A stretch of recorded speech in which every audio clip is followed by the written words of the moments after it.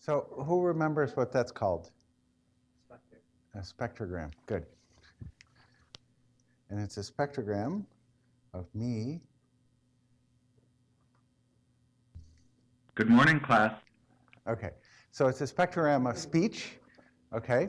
And so we are going to continue today on the topic of understanding, developing methods for understanding how to characterize and understand temporally structured signals. So that is the microphone recording of my voice saying good morning, class. And then this is a spectrogram of that signal where at each moment in time you can actually extract the spectral structure of that signal. And you can see that the information in speech signals is actually carried in parts of the signal in the way the power in the signal at different frequencies changes over time. Okay, and your ears detect these changes in frequency and translate that into information about what I'm saying. Okay, and so we're going to today start on well, we sort of started last time, but we're really going to get going on this in the next 3 lectures. We're going to develop a powerful set of tools for characterizing and understanding the temporal structure of signals. Okay, so this is the game plan for the next 3 lectures. Today we're going to cover Fourier series, complex Fourier series. We're going to extend that to the idea of the Fourier transform.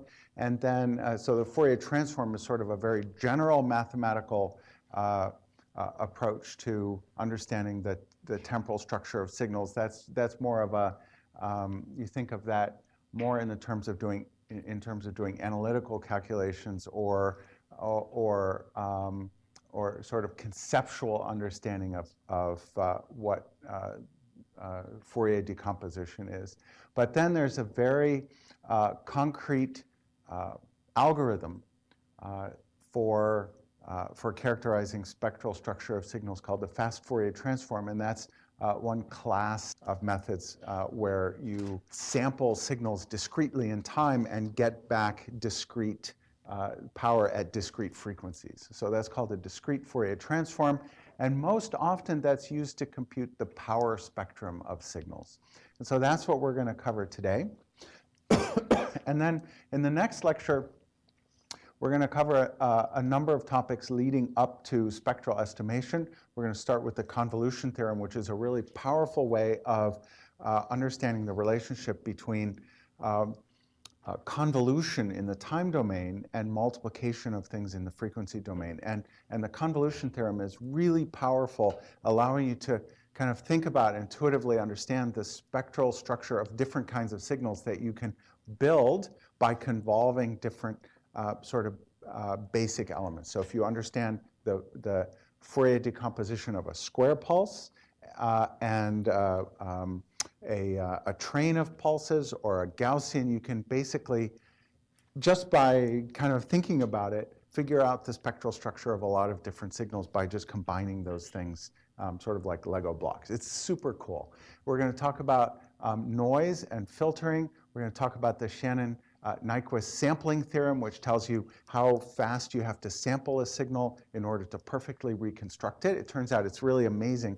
If you have a signal in time, you can sample that signal at regular intervals and perfectly reconstruct the signal if that signal doesn't have frequency components that are too high. And so that's captured in this Shannon-Nyquist sampling theorem. That turns out to actually be a topic of current debate. There was a paper published recently by somebody claiming to be able to get around the sampling theorem and record neural signals without having to guarantee the conditions under which the Shannon-Nyquist sampling theorem claims. And Marcus Meister wrote a scathing rebuttal to that, basically claiming that they're full of baloney. And so, you know, those folks who wrote that paper maybe should have taken this class. So anyway, you don't want to be on the wrong end of Marcus Meister's blog post. So, so pay attention. Okay, so then we're going to get into spectral estimation. Then in the last lecture, we're going to talk about spectrograms. We're going to talk about how to compute spectrograms and understand really how to take the data and break it into samples called windowing, how to multiply those samples by what's called a taper to avoid contaminating the signal with lots of noise that's unnecessary. We're going to understand the idea of time bandwidth product. How do you choose the width of that window to emphasize different parts of the data? And then we're going to end with some advanced filtering methods that are commonly used to control different frequency components of signals in your data. Okay, so a bunch of really powerful things. Here's what we're going to talk about today. We're going to continue with this Fourier series. We started with symmetric functions last time. We're going to finish that and then talk about asymmetric functions. We're going to extend that to complex Fourier series, introduce the Fourier transform, the discrete Fourier transform, and this algorithm, the fast Fourier transform, and then I'm going to show you how to compute power spectrum. So just to make it clear, all of this stuff is basically going to be to teach you how to use one line of MATLAB, okay, one function, FFT, okay? Now the problem is it's really easy to do this wrong, okay? It's really easy to use this but not understand what you're doing and come up with the wrong answer, okay? So all of these things that we're going to talk about today are just the kind of basics that you need to understand in order to use this very powerful function in MATLAB, okay? All right, okay, so let's get started. So last time we introduced the idea of a Fourier series. We talked about the idea that you can approximate any periodic function. So here I'm just taking a square wave that alternates between positive and negative. It's periodic with a period capital T, so it's a function of time. It's an even function or a symmetric function because you can see that it's basically mirror symmetry around the y-axis, okay? It's even because even polynomials also have that property of being symmetric. We can approximate this periodic function T as a sum of sine waves or cosine waves in this case. We can approximate that as a cosine wave of the same period and the same amplitude. So we can approximate as a coefficient times cosine 2 pi f naught t, where f naught is just 1 over the period.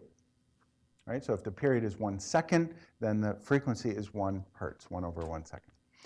We often use this different representation of frequency, which is usually called omega, which is angular frequency, and it's just 2 pi times this oscillation frequency, and it has units of radians per second. Okay. All right, so we talked about the fact that you can approximate this periodic function as a sum of cosines. We talked about the idea that you only need to consider cosines that are integer multiples of omega naught, because those are the only cosine functions, those are the only functions that also are periodic at frequency omega naught, right? So a function cosine 3 omega naught t is also periodic at frequency omega naught. Does that make sense? Okay, so now we can approximate any periodic function, in this case any even or symmetric periodic function, as a sum of cosines of frequencies that are integer multiples of omega naught, and each one of those cosines will have a different coefficient.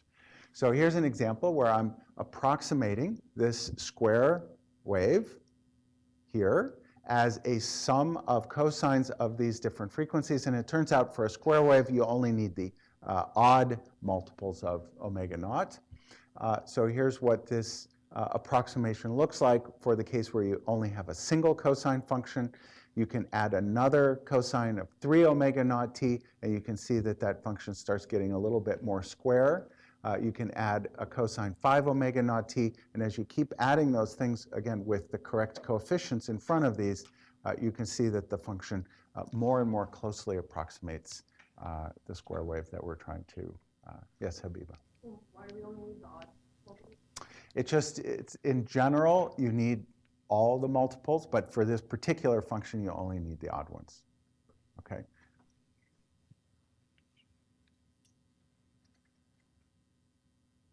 Okay. Here's another example. So in this case, we are summing together cosine functions to approximate a train of pulses. Okay, so the signal we're trying to approximate here just has a pulse every 1 unit of time, one period. And you can see that to approximate this, we can basically just sum up all the cosines of all frequencies n omega naught, and you can see that at time 0, all of those functions are positive, right? And so all of those positive contributions to that sum all add up, and as you add them up, you get a big peak. That's called constructive interference. So all those peaks add up, but in this, and you also get those peaks all adding up 1 period away, right? 1 period of cosine omega naught.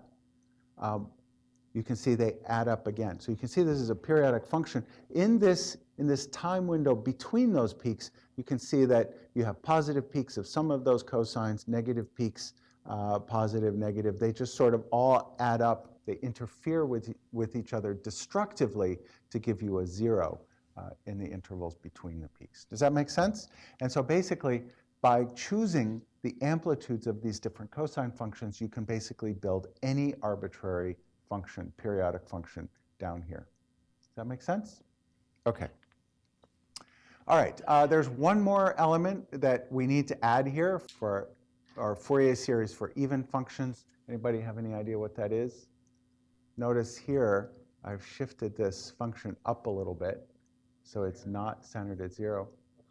A constant term, what's called a DC term. Okay, we basically take the average of that function, we add it here, that's called a DC term. Okay, a0 over 2 is essentially the average of the function we're trying to approximate. Okay, all right, good. We can now write that as a sum y even of t equals a0 over 2 plus a sum over all these different n's of a sub n, which is a coefficient, times cosine n omega naught t. Omega naught is 2 pi over this, this time interval here, the periodicity. Okay? All right, good. How do we find those coefficients? So I just told you that the first coefficient, the a0 over 2, is just the average of our function t over one time window from minus t over 2 to plus t over 2. It's just the integral of that function over one period divided by t, and that gives you the average, which is a0 over 2. All right, any questions about that? It's pretty straightforward. What about this next coefficient, a1? So the a1 coefficient is just the overlap of our function y of t with this cosine. Okay? We're just multiplying y naught times cosine of omega naught t, integrating over time, and then multiplying by 2 over t. Okay? So that's the answer, and I'm going to explain why that is. Okay? That is just a correlation, right? It's just like asking how much let's say we had a neuron with a receptive field of cosine omega naught t. We're asking how well does our signal overlap with that receptive field. Does that make sense? We're just correlating our signal with some basis function, with some receptive field. And we're asking how much overlap is there. Okay? The a2 coefficient is just the overlap of the function y with cosine 2 omega naught t. And the a sub n coefficient is just the overlap with cosine n omega naught t. Okay? Just like that.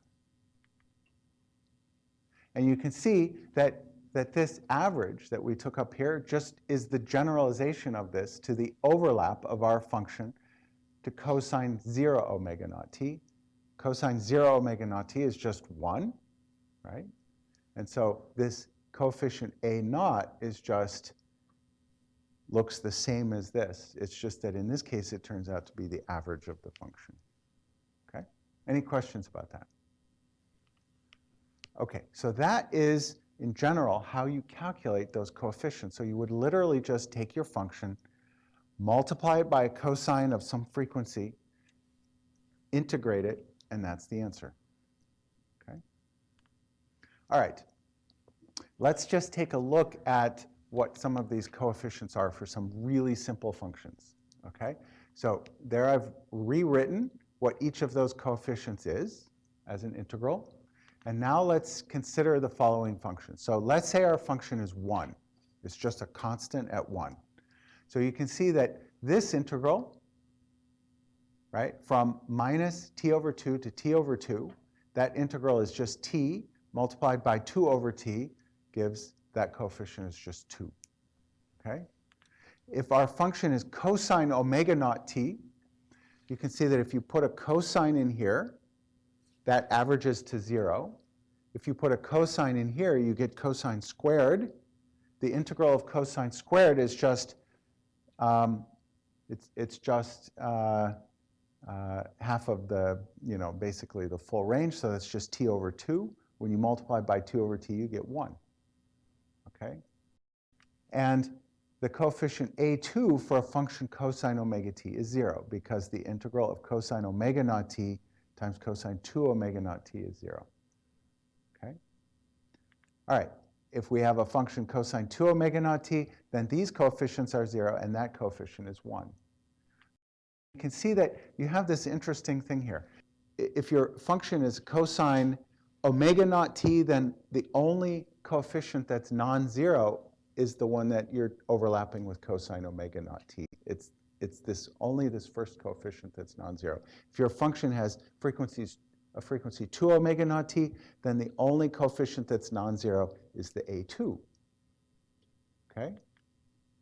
So what that means is that if the function has maximal overlap, if it overlaps one of those cosines, then it has 0 overlap with all the others. And we can say that that set of cosine functions, cosine omega naught t, cosine 2 omega naught t, forms what's called an orthogonal basis set. And we're going to spend a lot of time talking about basis sets later, but I'm just going to throw this word out to you so that you've heard it. When I come back to the idea of basis sets later, you're going to see this connection. Okay? So the basic idea is that what we're doing is we're taking our signal, which is a vector. Okay? It's a set of points in time. We can think of that as a vector in a high-dimensional space, and we're simply expressing it in a new basis set, okay, of cosines of different frequencies. So each of those functions, cosine n omega t, is like a vector in a basis set. Our signal is like a vector. And what we're doing is, when we're doing these projections, we're simply computing the projection of that vector, our signal, onto these different basis functions, these different basis vectors. Okay, so we're just finding the coefficient so that we can express our signal as a sum of a coefficient times a basis vector plus another coefficient times another basis vector, and so on. Okay, so for example, in the simple standard basis where this vector is 0, 1 and that vector is 1, 0, you can write down an arbitrary vector as a coefficient times this plus another coefficient times that. Does that make sense? Okay, and how do we find those coefficients? We just take our vector and dot it onto each one of these basis vectors, x1, x2. Does that make sense? Okay. You don't need to know this for this section, okay? But we're going to come back to this. I would like you to eventually kind of combine these views of taking signals and looking at projections of those into new basis sets, okay? And as you know, how you see things depends on how you're looking at them, the direction that you look at them. That's what we're doing. When we take a signal and we project it onto a function, we're taking a particular view of that function. Okay? So as you know, the view you have on something has a big impact on what you see, right?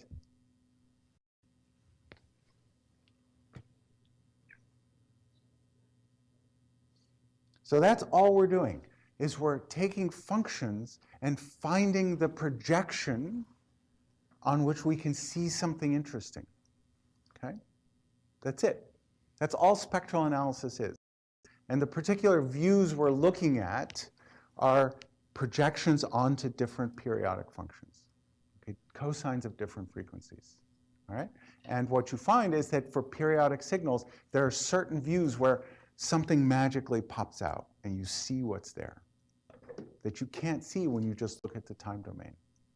Okay? All right. So we looked at even functions or symmetric functions. Now let's take a look at odd functions or anti-symmetric functions. These are called odd because the odd polynomials, like x cubed looks like this. If it's negative on one side, it's positive on the other side. Same here. If it's negative here, then it's positive there. Okay? So we can now write down Fourier series for odd or anti-symmetric functions. What do you think we're going to use? Instead of cosines, we're going to use sines, because sines are symmetric around, anti-symmetric around the origin. Okay? And we're still going to consider functions that are periodic with period t. We can take any anti-symmetric function and approximate it as a sum of sine waves of frequency 2 pi over t, or again, omega naught. All right? And integer multiples of that omega naught. Okay? All right, so again, our odd functions can be approximated as a sum of components, contributions of different frequencies with a coefficient times sine of omega naught t plus another coefficient times sine of 2 omega naught t, and so on.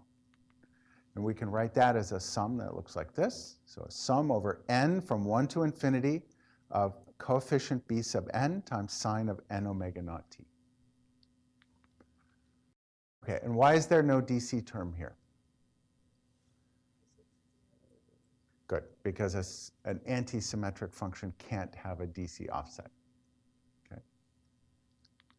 Okay, so for arbitrary functions, you can write down any arbitrary periodic function as the sum of a symmetric part and an anti-symmetric part. So we can write down an arbitrary function as a sum of this, these cosines plus a sum of sine waves. Okay. So that's Fourier series. Any questions about that? Okay, so this is kind of messy. And it turns out that there's a much simpler way of writing out functions as sums of periodic functions. Okay. So rather than using cosines and sines, we're going to use complex exponentials. Okay. And that is what complex Fourier series does. Okay. All right. So let's do that. So you probably recall that you can write down a complex exponential e to the I omega t as a cosine omega t plus I sine omega t. All right? So e to the I omega t is just a generalization of sines and cosines. All right? So the way to think about this is e to the I omega t is a complex number. If we plot it in a complex plane where we look at the real part along this axis, the imaginary part along that axis, e to the I omega t just lives on this circle. No matter what omega t is, e to the I omega t just sits on this circle in the complex plane, the unit circle in the complex plane. E to the I omega t is a function of time. It simply has a real part that looks like cosine. So the real part of this, as you increase t, or the phase omega t, is the real part just oscillates sinusoidally back and forth like this as a cosine. The imaginary part just oscillates back and forth as a sine, right? And when you put them together, something that goes back and forth this way as a cosine and up and down that way as a sine just traces out a circle. So e to the I omega t traces out a circle in this direction, and as time increases, it just goes around and around like this. E to the minus I omega t just goes the other way. Okay? Does that make sense? Got the real part that's going like this, the imaginary part that's going like this. All right? And you put those together, and they just go around in a circle. Okay? So you can see it's a way of combining cosine and sine together in one function. Okay? So what we're going to do is we're going to rewrite our Fourier series as, instead of sines and cosines, we're going to stick in we're going to replace the sines and cosines with e to the I omega t and e to the minus I omega t. So we're just going to solve these two functions for cosine and sine, and we're going to take this and plug it into our Fourier series and see what we get. Okay, so let's do that. And remember, 1 over I is just minus I. Okay, so here's our Fourier series with our sum of cosines, our sum of sines. We're just going to replace those things with the e to the I omega t plus e to the minus I omega t and so on. So there we go. Just replacing that. There's a 1/2 there. Okay. And now we're just going to do some algebra. And we're going to collect e to the I omega t's and e to the minus I omega t's together. And this is what it looks like. Okay. So you can see that what we're doing is collecting this into a bunch of terms that have e to the positive I n omega t here, and e to the minus I n omega naught t there. Okay?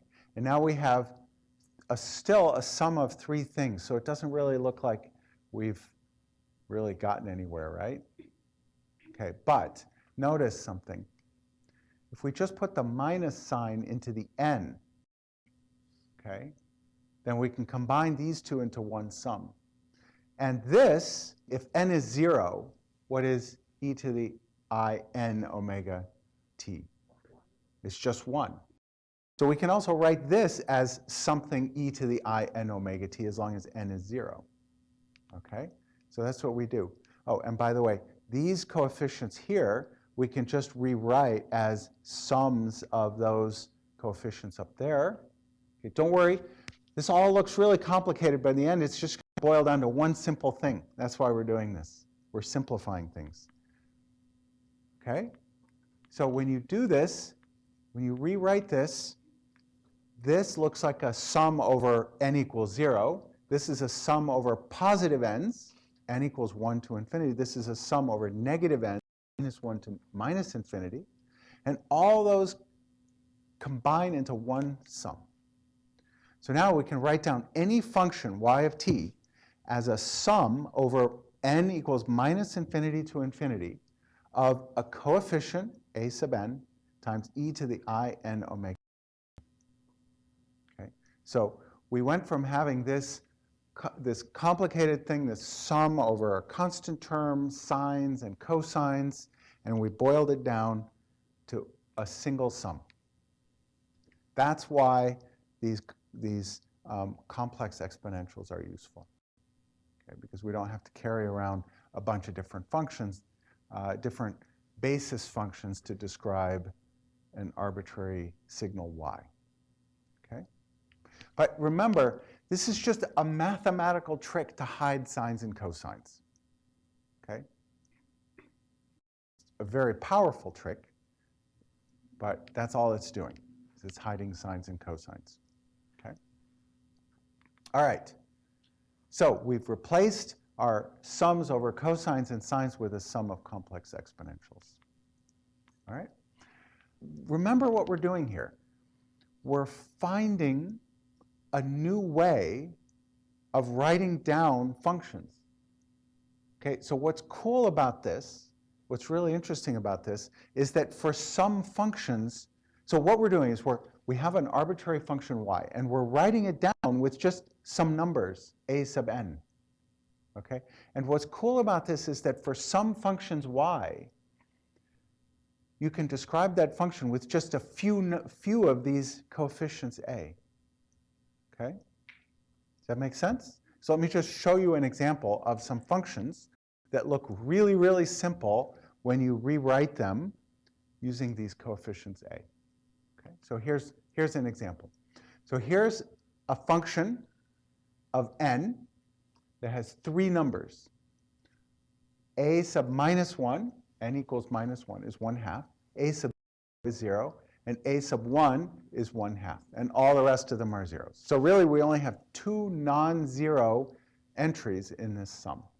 So what function is that? It's just a cosine, right? So, right, we have, let's write this out. Y equals a sum over all of these things, 1/2 e to the first n is minus 1, e to the minus I omega naught t, plus 1/2 e to the plus I omega naught t, right? We're just writing out that sum. And that is just use, sorry, I didn't tell you what that equation was. That's Euler's equation, right? That's just cosine minus I sine omega t. That is just cosine plus I sine omega t. The signs cancel, right? And you're left with cosine t. All right?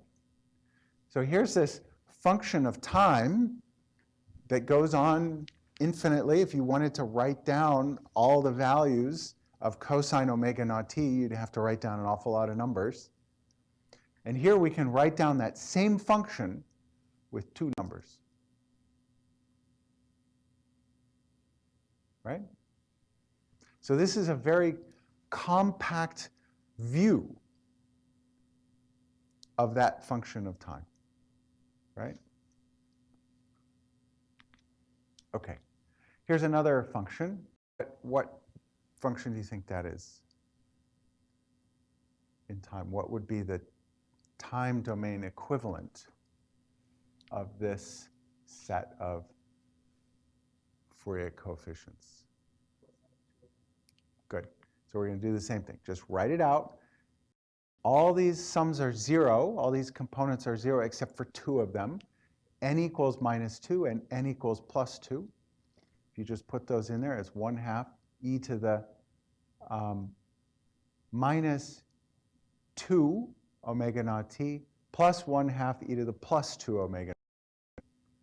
And that is just, if you write that out, those signs cancel and you have cosine 2 omega naught t. Okay, pretty simple, right? Okay, how about this one?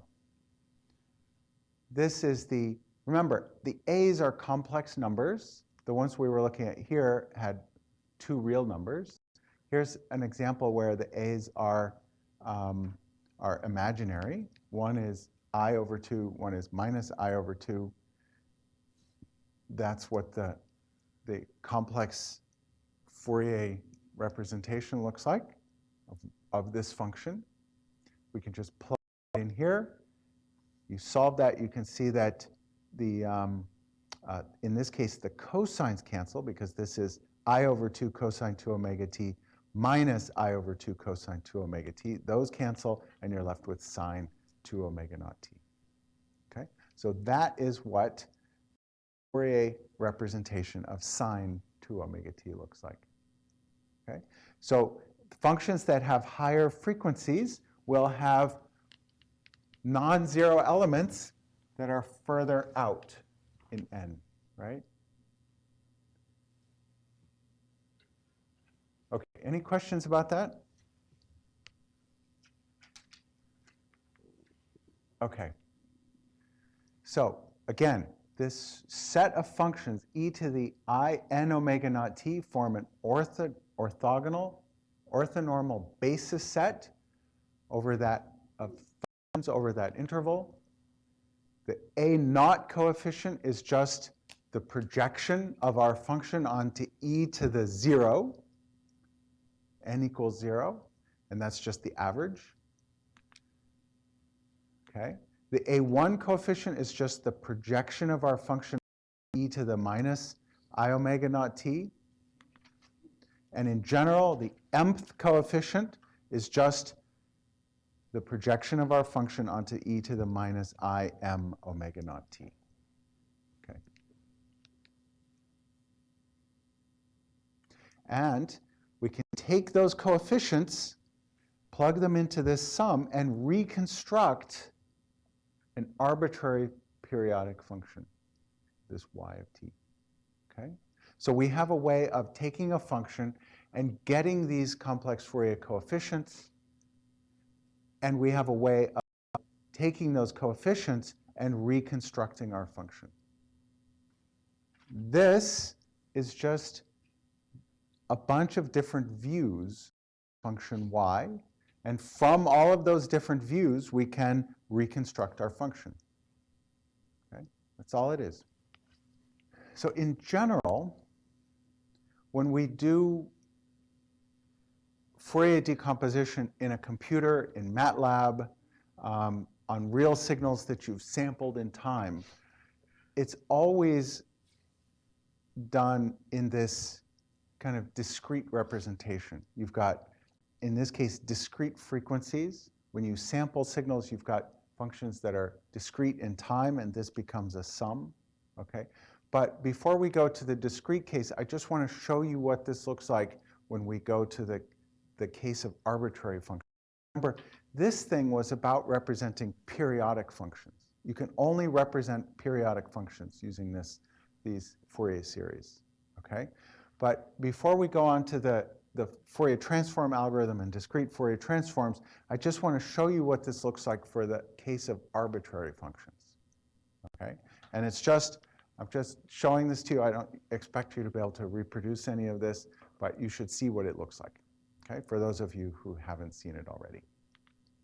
Okay, so what we're going to do is go from the case of periodic functions to non-periodic functions. And the simplest way to think about that is a periodic function does something here, and then it just does the same thing here, and then it just does the same thing here, right? So how do we go from this to an arbitrary function? Well, we're just going to let the period go to infinity. Okay? Does that make sense? Okay, so that's actually pretty easy. We're going to let t go to infinity, which means the frequencies, which are 2 pi omega naught, are 2 pi over t. That's going to go to 0. Right? So our steps, remember when we had this discrete Fourier transform here, we had these steps in frequency as a function of n.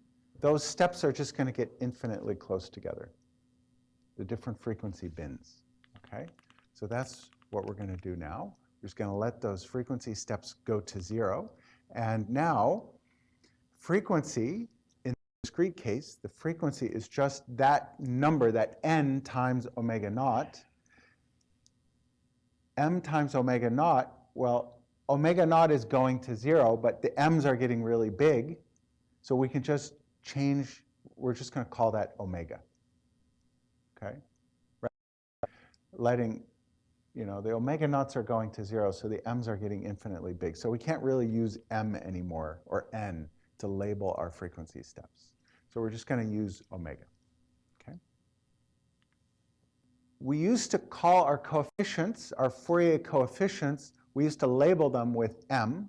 We can't use m anymore because m is getting infinitely big. So we use this new label omega. So a sub m becomes a new variable, our Fourier transform, labeled by the frequency omega. Okay? And we're just going to basically just make those replacements in here. So the coefficients become a function of frequency that's just an integral. Remember, t is going to infinity now, so this has to go from minus infinity to infinity of our function y times our basis function, and instead of e to the I m omega naught t, we just replace m omega naught with omega, so e to the minus I omega t. Okay, and that is the Fourier transform.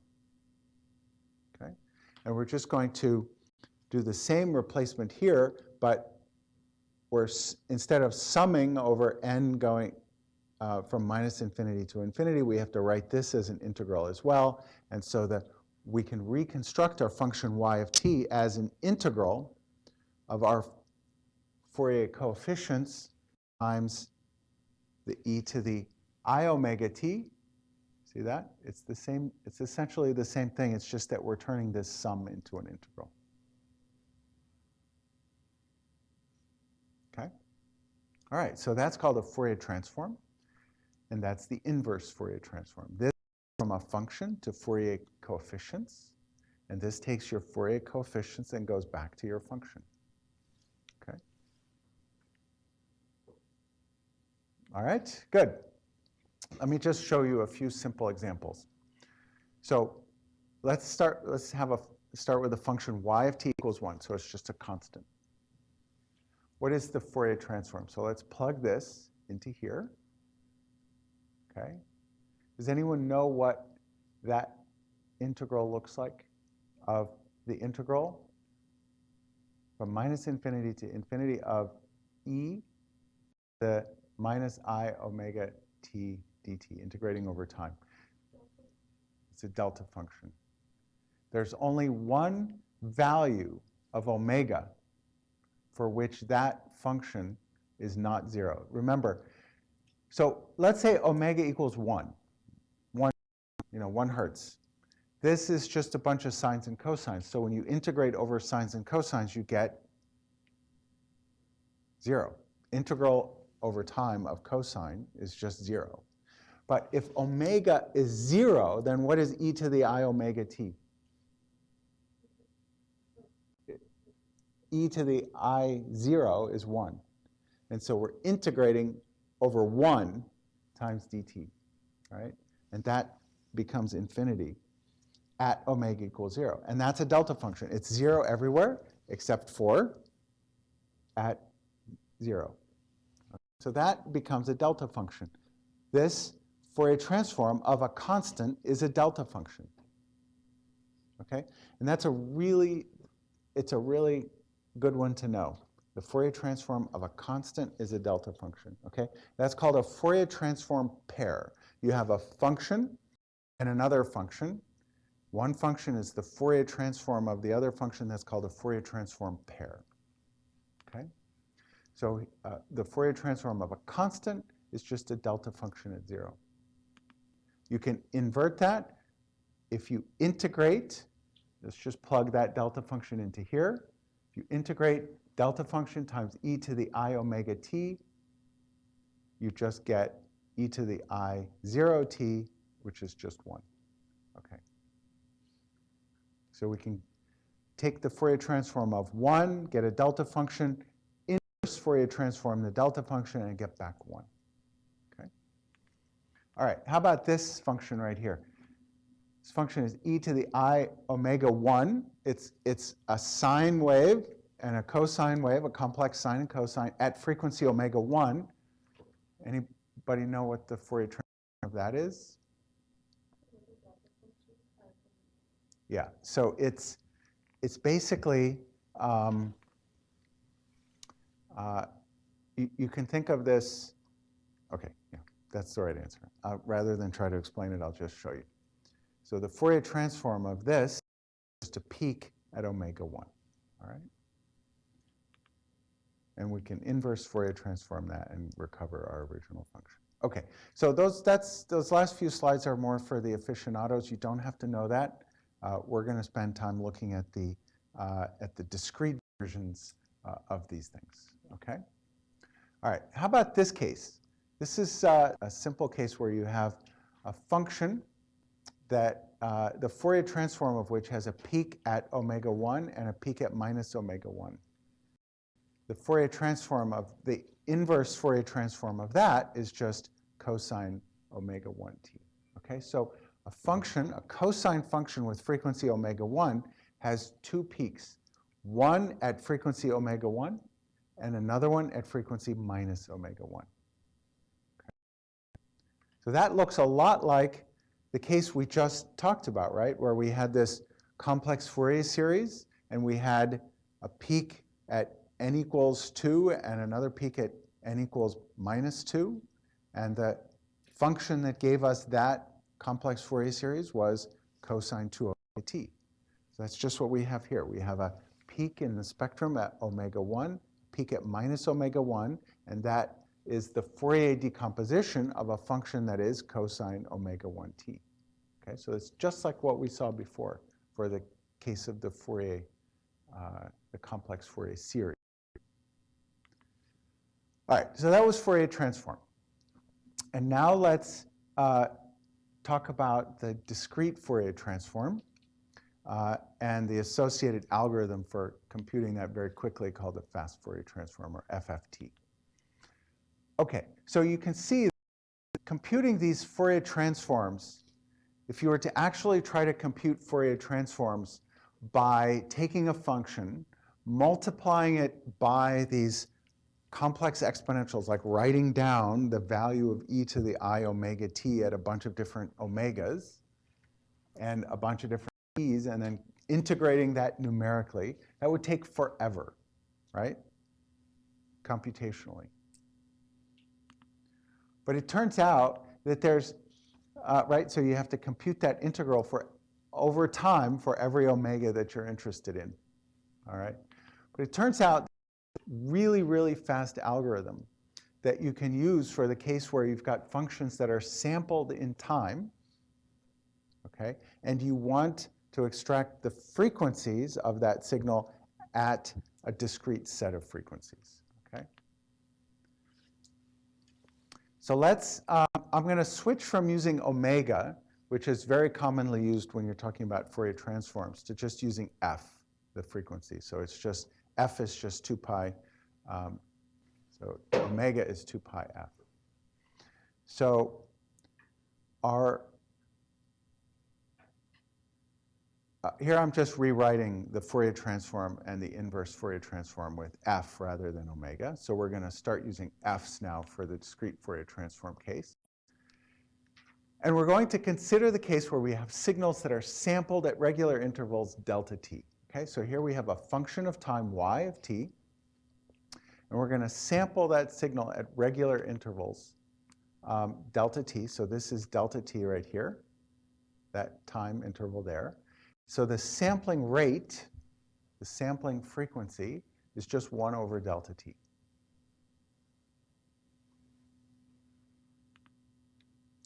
So the way this works in the Fourier transform, the fast Fourier transform algorithm, is you just take those samples and you put it into a vector in MATLAB. Okay, just some one-dimensional array. Okay. And we're going to imagine that our samples are acquired at different times. And let's label times minus time step 8, minus 7, minus 6, time step 0 is in the middle, up to time step 7. And we're going to say that n is an even number. The fast Fourier transform works much, much faster when n is an even number. And it works even faster when n is a multiple, a power of 2. Okay, so in this case, we have 16 samples. It's 2 to the 4. You should usually try to make your samples be power of 2, okay, the number of samples.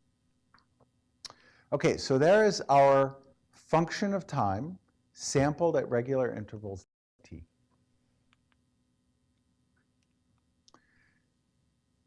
So you can see that the t min, the minimum time in this vector of sampled points in our function, is minus n over 2 delta t.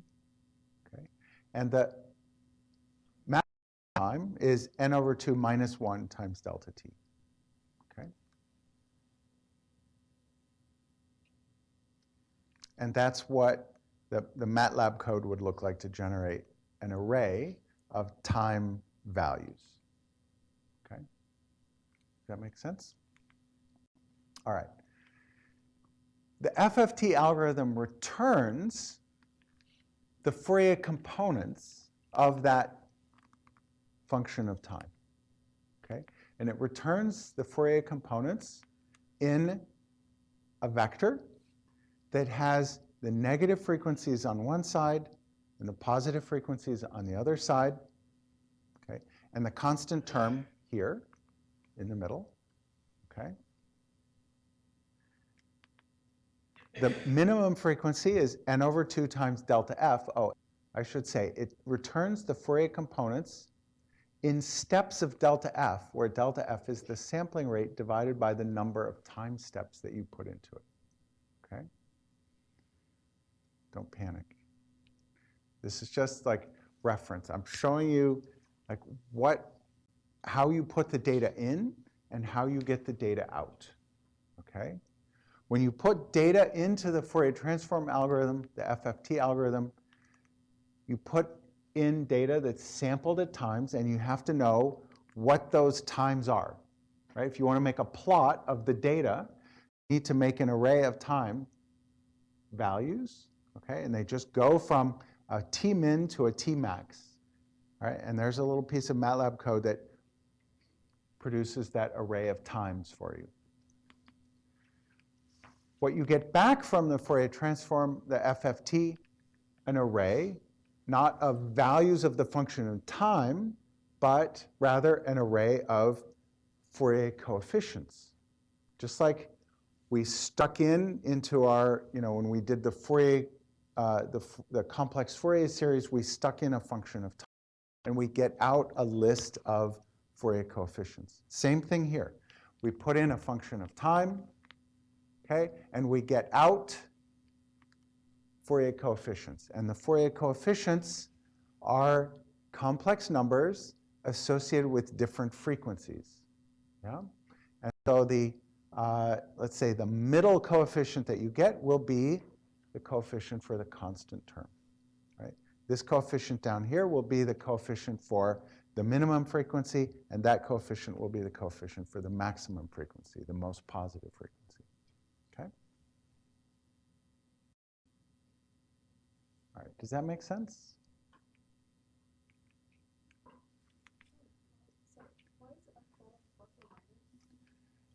Okay. So I was hoping to just kind of skip over that for now. But when you do a discrete Fourier transform, it turns out that the coefficient for the most negative frequency is always exactly the same as the coefficient for the most positive frequency. Okay? And so they're just given in one, they're both given in one element of the array. Okay?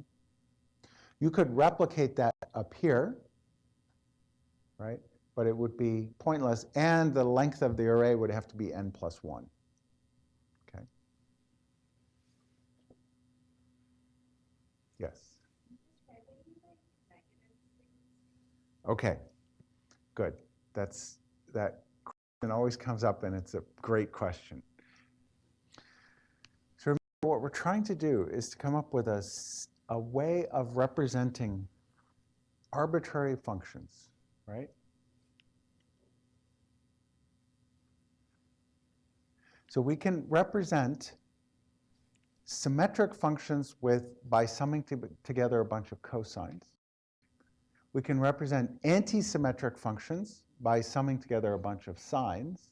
But if we want to represent an arbitrary function, we have to use both cosines and sines, right? So we have this trick, though, where we can, instead of using sines and cosines, using these two separate functions, we can use a single function, which is a complex exponential, to represent things that can be represented by sums of cosines, as well as things that can be represented as sums of sines. It's an arbitrary function, okay? And the reason is because the complex exponential has both a cosine in it and a sine, right? So we can represent a cosine as a complex exponential with a positive frequency, meaning that it's a complex number that goes around this direction, plus another function where the complex number is going around in this direction. So positive frequencies mean as time increases, this complex number is going around the unit circle in this direction. Negative frequencies mean the complex number is going around in this direction. And you can see that in order to represent a cosine, I need to have, okay, so let's see if I can do this. Here's my here's my plus frequency going around this way. Here's my minus frequency going around this way, okay? And you can see that I can represent a cosine if I can make the imaginary parts cancel, right? So if I have one function that's going around like this, another function that's going around like this, if I add them, then the imaginary part cancels, right? The sine cancels. This plus this is cosine plus cosine. I sine minus I sine. So the sine cancels. And what I'm left with is a sine. So represent a cosine as a sum of a function that has a positive frequency and a negative frequency. You can see that the y component, the imaginary component, cancels, and all I'm left with is the cosine that's going across like this. Okay? So it's just a mathematical trick. Positive and negative frequencies are just a mathematical trick to make either the symmetric part of the function or anti-symmetric part of the function cancel. Okay? So I can just use these positive and negative frequencies to represent any function. If I only had positive frequencies, I wouldn't be able to represent arbitrary functions. Okay. So just one more little thing that you need to know about the FFT algorithm. So remember, we talked about if you have a function of time, negative times are over here, positive times are over here. You can sample your function at different times and put those different samples into an array. Before you send this array of time samples to the FFT algorithm, you just need to swap the right half of the array with the left half of the array using a function called time-shifted array. Don't worry about it. It's just the guts of the FFT algorithm wants to have the positive times in the first half and the negative times in the second half. Okay? So you just do this. All right? Then you run the FFT function on this time-shifted array. And what it spits back is an array with the positive frequencies in the first half and the negative frequencies in the second half. And you can just swap those back using the circ shift again. That is your spectrum, your spectral coefficients, your Fourier coefficients of this function.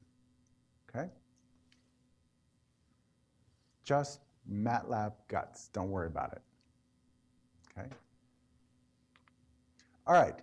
So here's a piece of code that computes the Fourier coefficients of a function. Okay? So the first thing we're going to do is define the number of points that we have in our array, 2048. Okay? So it's a power of 2, so the FFT algorithm runs fast. We're figuring out, we're going to write down a delta t. In this case, it's 1 millisecond. The sampling rate, okay, the sampling frequency is just 1 over delta t, so 1 kilohertz. The array of times at which the function sampled is just going from minus n over 2 to plus n over 2 minus 1 times delta t. Okay. I'm defining the frequency of a sine wave, and we're now getting the values of that cosine function at those different times. Does that make sense? We're taking that function of time and circularly shifting it by half the array.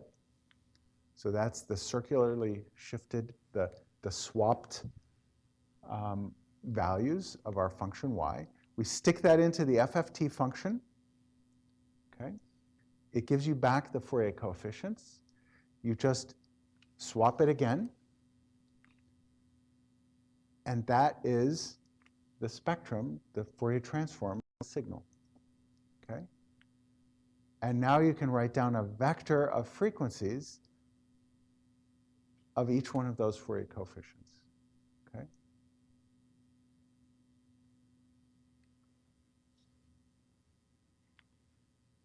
Each one of those elements in that vector y, remember there are 2,000 of them now, 2048 of them. Each one of those is the Fourier coefficient of the function we put in at each one of those different frequencies. Okay? Does that make sense? Okay, now let's take a look at a few examples of what that looks like. So here is a function y of t. It's cosine 2 pi f naught t, where f naught is 20 hertz. Okay, so it's just a cosine wave. You run this code on it, and what you get back is an array of complex numbers. It has a real and imaginary part as a function of frequency. Okay, and you see that this cosine function has two peaks, as promised, right? It has a peak at plus 20 hertz and a peak at minus 20 hertz. One of those peaks gives you an e to the I that goes this way at 20 hertz.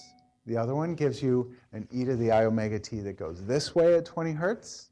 And when you add them together, if I can do that, it gives you a cosine that goes back and forth at 20 hertz. That one. Okay? That's it. Here's a sine wave. Y equals sine 2 pi f naught t, again at 20 hertz. If you run that code on it, it gives you this. Notice that, okay, sorry, let me just point out one thing. In this case, the peaks are in the real part of y. For the sine function, the real part is 0, and the peaks are in the imaginary part. There's a plus I at minus 20, I over 2 actually, at minus 20 hertz, a minus I at plus 20 hertz, okay?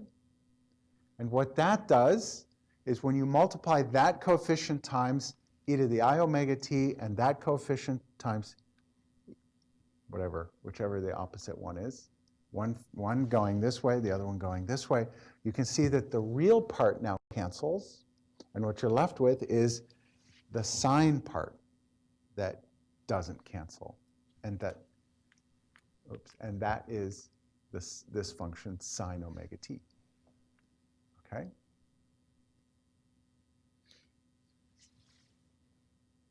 Any questions about that? That's kind of boring. We're going to put more interesting functions in here soon. But I just wanted you to see what this algorithm does on the things that we've been talking about all along. Okay? And it gives you exactly what you expect. Remember, we can write down any arbitrary function as a sum of sines and cosines, which means we can write down any arbitrary function as a sum of these little peaks and these peaks at different frequencies. Okay? Does that make sense? So all we have to do is find these coefficients, these peaks, what values of these different peaks to stick in to reconstruct any arbitrary function.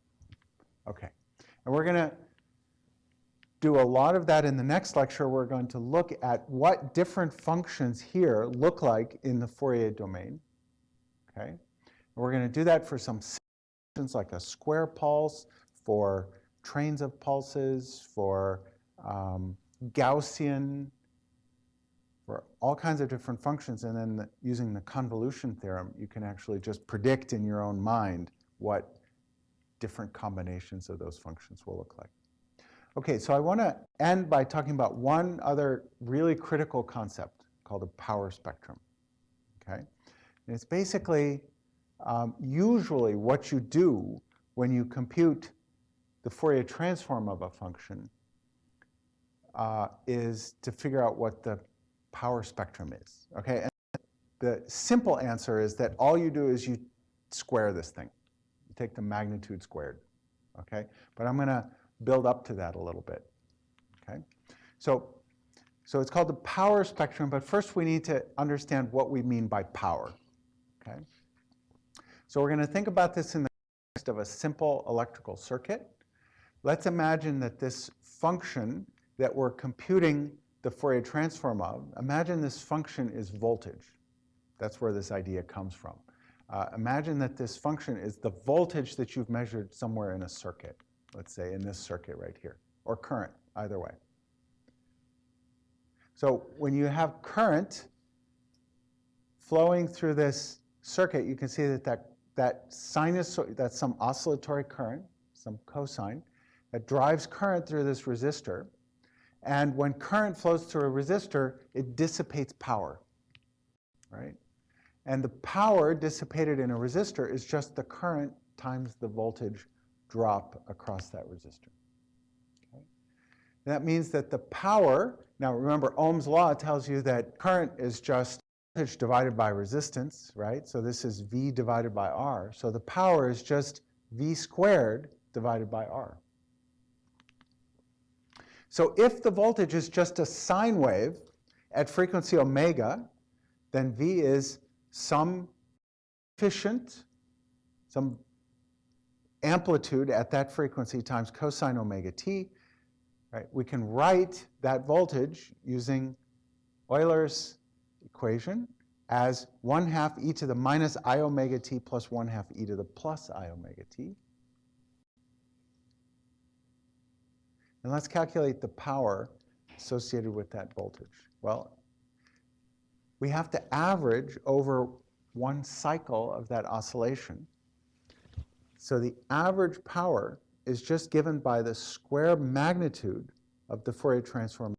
So let's just plug this into here. And what you see is that the power at a given frequency omega is just that coefficient magnitude squared over resistance times 1/2 e to the minus I omega t magnitude squared plus 1/2 e to the plus I over I omega t magnitude squared. And that's just equal to 1 over r, that coefficient magnitude squared over 2. Okay? So you can see that the power dissipated by this sinusoidal voltage is just that magnitude squared over 2. Okay? So we can calculate the power dissipated in any resistor simply by summing up the magnitude of all of those coefficients. Okay, so let's look at that in a little more detail. So let's think for a moment about the energy that is dissipated by a signal. Okay, so energy is just the integral over, right? Power is per unit time. Total energy is just the integral of the power over time. So power is just equal to V squared over R. So I'm just going to substitute that in there. So the energy of a signal is just 1 over R times the integral of V squared over time, right? Now there's an important theorem in complex analysis called Parseval's theorem that says that the integral over the square of the coefficients in time is just equal to the integral of the square magnitude coefficients in frequency. Okay? So what that's saying is that is just the same as the total power in the signal, or the total energy in a signal, if you represent it in the time domain, is just the same as the total energy in the signal if you look at it in the frequency domain. Okay? And what that's saying is that the sum of all the squared temporal components is just equal to the sum of all the squared frequency components. Okay? And what that means is that you can see that each of these frequency components, each component in frequency contributes independently to the power in the signal. Okay? What that means is that you can think of the total energy in the signal as just the integral over all frequencies of this quantity here that we call the power spectrum. Okay? And so we'll often take a signal, calculate the Fourier components, and plot the square of the Fourier transform, the square magnitude of the Fourier transform. Okay? And that's called the power spectrum. Okay, and I've already said this. The total variance of the signal in time is the same as the total variance of the signal in the frequency domain. So mathy people talk about the variance of a signal, and more engineering people talk about the power in the signal, but they're really talking about the same thing. Okay, okay, so let's take this example that we just looked at and look at the power spectrum. Okay, so that's a cosine function, has these two peaks. Now, let me just point out one more important thing. For real functions, so in this class, we're only going to be talking about real functions of time. For real functions, the square magnitude of the Fourier transform is symmetric. Okay, so you can see here, if there's a peak in the positive frequencies, there's an equivalent peak in the negative frequencies. So when we plot the power spectrum of a signal, we always just plot the positive side. Okay? And so here's what that looks like. Here is the power spectrum of a cosine signal. Okay? And it's just a single peak. So in that case, it was a cosine at 20 hertz. You get a single peak at 20 hertz. Okay? What does it look like for a sine function? What is the power spectrum of a sine function? Remember, in that case, it was the real part was 0, and the imaginary part had a plus peak here and a minus peak here. What does the spectrum of that look like? Right. The square magnitude of I is just 1. Right? Magnitude squared of I is just 1. So the power spectrum of a sine function looks exactly like this, same as cosine, which makes a lot of sense, right? Sine and cosine are exactly the same function. One's just shifted by, a quarter period, right? So it has to have the same power spectrum. It has to have the same power. Okay? All right, let's take a look at a different function of time. Here's a train of delta functions. So we just have a bunch of peaks spaced regularly at some period. I think it was, I forget the exact number here, but it's around 10-ish hertz.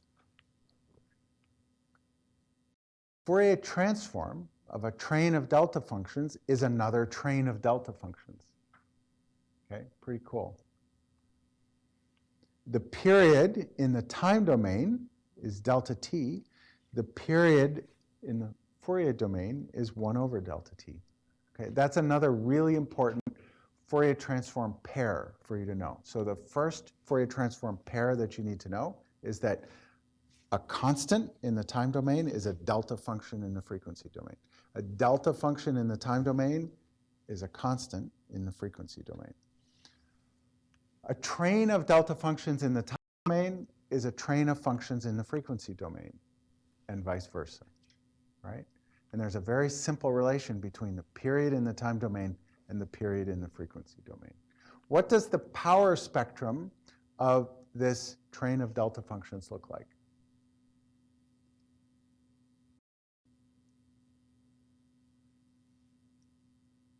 It's just the square magnitude of this, right? So it just looks like a bunch of peaks. Okay. So here's another function, a square wave.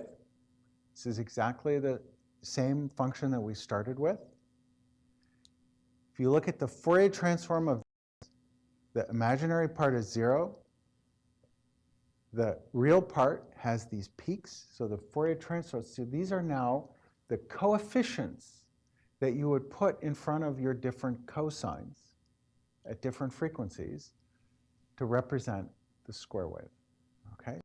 So what it looks like is positive peak for the lowest frequency, negative peak for the next harmonic, positive peak, and gradually decreasing amplitudes.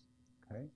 The power spectrum of this, oh, and one more point, is that if you look at the Fourier transform of a higher frequency square wave, you can see that those peaks move apart. Okay? So you can transform, so higher frequencies in the time domain, stuff happening faster in the time domain, is associated with things moving out to higher frequencies in the frequency domain.